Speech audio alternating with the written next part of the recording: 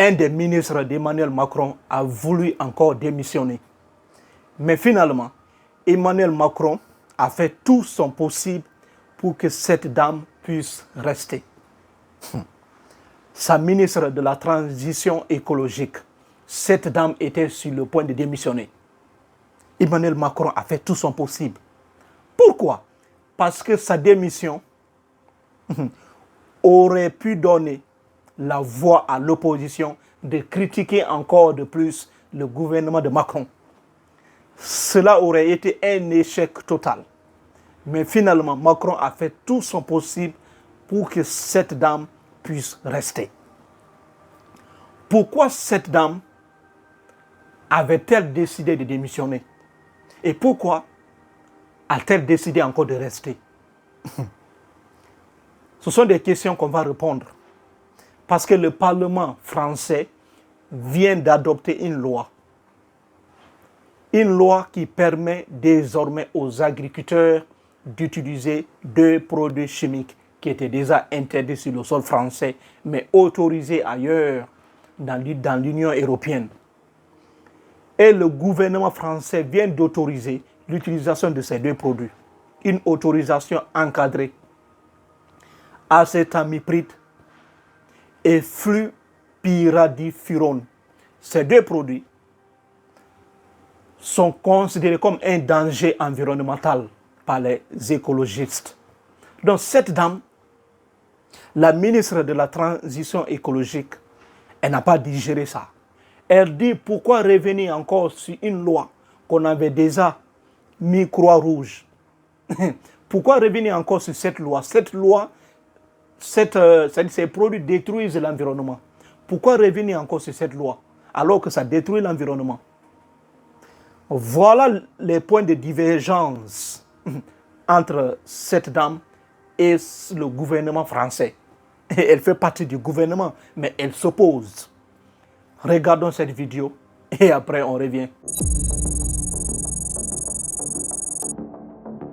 On en parle tout de suite avec Audrey Racine, notre spécialiste environnement. Bonsoir Audrey. Bonsoir Alors Stéphanie. pourquoi ces 2 pesticides avaient-ils été interdits et pourquoi sont-ils réintroduits? On a compris en tout cas que les agriculteurs, eux, bien sûr, sont contents. Pas tous. On va nuancer. Effectivement, il y en a quand même qui sont contre l'usage de pesticides dans les champs. Alors c'est une bataille épique, on l'aura compris, qui est menée depuis des années maintenant pour ou contre l'utilisation de l'acétamipride et du flupiradifurone, 2 pesticides de la même famille, les néonicotinoïdes. La ministre de l'Environnement a fait savoir qu'elle pourrait démissionner en cas d'adoption du texte avec la réintroduction de ces 2 molécules. Il y a un an, 1279 médecins, chercheurs, scientifiques avaient adressé une lettre ouverte au ministre de l'Agriculture, de la Santé et de l'Environnement.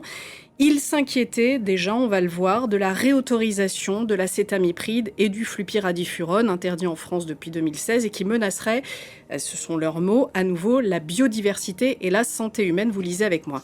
C'est au nom de ces risques pour l'environnement et la santé que le Conseil constitutionnel avait aussi censuré la réintroduction de l'acétamipride en août 2025, donc l'an dernier, jugeant son usage contraire à la charte de l'environnement. L'un des arguments des partisans de l'autorisation de ces pesticides, c'est qu'on n'aurait pas assez d'études sur leurs effets toxiques. Alors j'ai contacté Laurence Huck, elle est toxicologue à l'INRAE, l'Institut national de recherche pour l'agriculture, l'alimentation et l'environnement, et elle travaille aussi pour l'INSERM, l'Institut national de la recherche médicale. Je lui ai demandé si on avait des preuves établies par la science de la toxicité de ces substances. Écoutez sa réponse. Alors déjà, quand on parle de établi par la science, ça veut dire par des études indépendantes menées par des scientifiques qui n'ont pas d'enjeu financier sur la question. Donc pour ces études-là, on sait surtout que l'acétamipride est un neurotoxique, donc il va plutôt conduire à des maladies de type cognitive, maladies neurodégénératives. Concernant le flupiradifurone, c'est un composé pour lequel on a moins de connaissances, mais là, on sait qu'il est fortement persistant dans les eaux souterraines. Donc, même s'il est utilisé à titre dérogatoire, il va polluer de façon durable nos points de captage d'eau que nous allons boire. Donc, l'exposition va être à longue durée et c'est également un néonicotinoïde, donc on sait les effets neurotoxiques qui sont liés à son usage. Et l'un des problèmes aussi pour ces 2 pesticides, c'est qu'ils sont utilisés en enrobage de semences, c'est-à-dire que les semences sont traitées d'office avec le pesticide. Et donc, ces pesticides-là sont de fait utilisés dès la semence, même s'il n'y a pas la présence du ravageur. Il y a ces promesses parfois de dire oui, mais on va cibler, oui, mais les autres espèces non cibles ne sont pas touchées. À ce jour, et on le voit dans toutes les expertises collectives qui sont menées, les pesticides sont toxiques pour le vivant dans son ensemble. Et de ce fait, là, on arrive quand même à un palier, après 60 ans d'usage de pesticides, où on arrive à bout d'un système agricole et on arrive à une contamination généralisée des milieux qui nous empoisonne au quotidien. Et je signale d'ailleurs que l'INRAE a publié les résultats d'une étude pour savoir si une agriculture sans pesticides est possible. Ils ont mené 10 ans d'observation sur des parcelles dans plusieurs régions de France et la réponse, c'est oui, une agriculture sans pesticides est possible à des rendements équivalents avec des techniques d'agroécologie. Même les scientifiques ne sont même pas sûrs à 100% des effets visibles de ces 2 produits. Il y a toujours des doutes, mais on sait quand même que ces produits restent persistants dans le sol. Ce sont des faits qu'on ne peut pas nier. Mais la démission de cette dame aurait pu être un choc total. Heureusement, elle est partie voir Emmanuel Macron. Emmanuel Macron lui a dit de rester. Ce n'était pas seulement pour ces 2 produits. Il y avait aussi la loi concernant le stockage d'eau. Et cette dame, elle défend l'environnement. Elle ne veut pas que l'environnement soit détruit. Donc, elle défend l'environnement. Et comment stocker l'eau? Surtout même en France. Parce que au fur et à mesure qu'on avance, le réchauffement climatique devient de plus en plus grave. Donc la France aura énormément de problèmes à l'avenir pour stocker l'eau. Donc la question concernant le stockage d'eau a posé énormément de problèmes au Parlement. Comment stocker l'eau et à quel moment? Quelle quantité? Comment allons-nous prélever cette eau? C'est ça le problème. Parce que sans une loi stricte, claire et nette, ça ne peut pas marcher. Donc cette dame a vu cette politique, ou ces politiques, d'inacceptable. C'est pourquoi elle a présenté sa lettre de démission à Emmanuel Macron. Et Emmanuel Macron a dit non, il faut rester. Mais cette dame, elle a décidé de rester. Cela ne veut pas dire qu'elle a accepté cette loi, non. Parce que Emmanuel Macron lui a dit beaucoup de choses. Il aura aussi, Emmanuel Macron pourrait aussi la supporter sur d'autres plans. Le projet environnemental, protection des eaux et des forêts, etc. Donc, même si cette bataille, elle est perdue, mais aussi sur d'autres points, elle pourrait aussi gagner.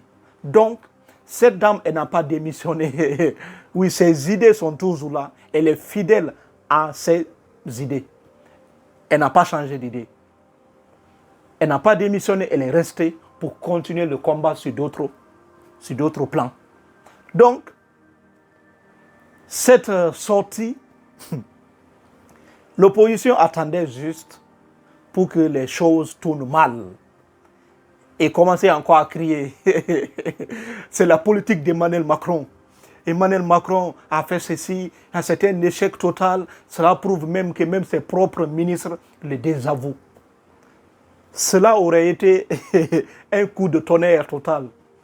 Après, surtout, la démission de plusieurs ministres depuis le début du mandat d'Emmanuel Macron. Donc, cette démission aurait pu s'ajouter encore à d'autres démissions. Heureusement, Macron a sauvé son honneur. La dame, elle est restée. Mais jusqu'à quand? C'est ça le problème. Parce que cette loi, d'une part, les agriculteurs ont raison et d'une autre part aussi, les écologistes ont raison. Chacun détient une part de vérité. L'objectif, c'est d'essayer de trouver un équilibre entre ces deux. Parce que Une loi écologique qui ruine les agriculteurs ne peut pas fonctionner. De même, une politique agricole qui sauve les agriculteurs mais qui détruit l'environnement, ça ne peut pas marcher. Parce que les deux là sont ensemble. L'agriculture sans environnement, c'est impossible. Donc les agriculteurs et l'environnement, les deux sont obligés de cohabiter ensemble. Sans environnement, il n'y a pas d'agriculture. Oui. Donc les deux là sont ensemble. On essaie de trouver un équilibre. La première solution pour la France, ce que je pense, la première solution, c'est de ne pas accepter d'autoriser d'autres produits agricoles utilisant ces produits chimiques sur son sol. Il ne faut pas accepter ça, bloquer alors l'importation de ces produits agricoles en France qui utilisent les mêmes produits. Parce que l'Union européenne utilise ce produit-là ailleurs dans d'autres pays. Mais vous refusez l'autorisation de ce produit, mais vous acceptez de consommer les fruits utilisant ces produits. Donc il y a un problème. Et les agriculteurs ont trouvé ça injuste. Donc les agriculteurs ont crié haut et fort, et ils ont raison. Ces cris de cœur, on comprend, on ressent, c'est vrai. Parce que c'est une concurrence déloyale, déséquilibrée. Il ne faut pas accepter ça. Donc la France doit bloquer l'importation de ces produits agricoles venant d'ailleurs. Sinon, ça serait catastrophe totale pour les agriculteurs français. La deuxième solution, elle est extrêmement importante. Parce qu'il ne suffit plus d'interdire certains produits. Ça, on comprend. Mais ce que la France doit faire, la France doit trouver des solutions alternatives. Si vous interdisez un produit, alors trouver des alternatives pour les agriculteurs. C'est extrêmement important. Mais si vous interdisez un produit sans proposer des alternatives, cela crée des problèmes. Si vous voyez les agriculteurs utiliser ces produits chimiques, c'est parce qu'ils n'ont pas d'autre choix. Mais s'il y avait d'autres alternatives, ça serait plus facile pour eux. Mais il n'y a pas de solution. Donc la France doit améliorer, doit travailler beaucoup sur la recherche. Oui, la France doit travailler beaucoup sur ça, trouver d'autres produits alternatifs pour les agriculteurs. Cela va permettre aux agriculteurs de ne plus être dépendants de ces pesticides. Oui, on peut bel et bien faire l'agriculture sans pesticides, comme cette dame même vient de confirmer. Parce que dans beaucoup de pays africains, on fait l'agriculture sans pesticides. Peut-être les sols ne sont pas les mêmes, parce qu'en Afrique, les sols sont riches naturellement. Donc on peut bel et bien faire l'agriculture en Afrique sans pesticides. En France, cela devient extrêmement compliqué parce qu'il n'y a pas de matière organique abondante dans la nature. Cela devient un problème. Donc la France doit revoir tout ça. C'est un point extrêmement important. Interdire, c'est bien, mais trouver des alternatives pour les agriculteurs. Et cette dame restera-t-elle jusqu'à quand? C'est la question. On ne sait pas si cette dame va rester là-bas longtemps. Vu qu'elle avait déjà présenté sa lettre de démission et Emmanuel Macron a dit qu'elle doit rester, on va voir la suite, si elle pourra rester ou non. On va se limiter là. Abonnez-vous massivement pour ne plus rater aucune de mes vidéos. Merci et merci.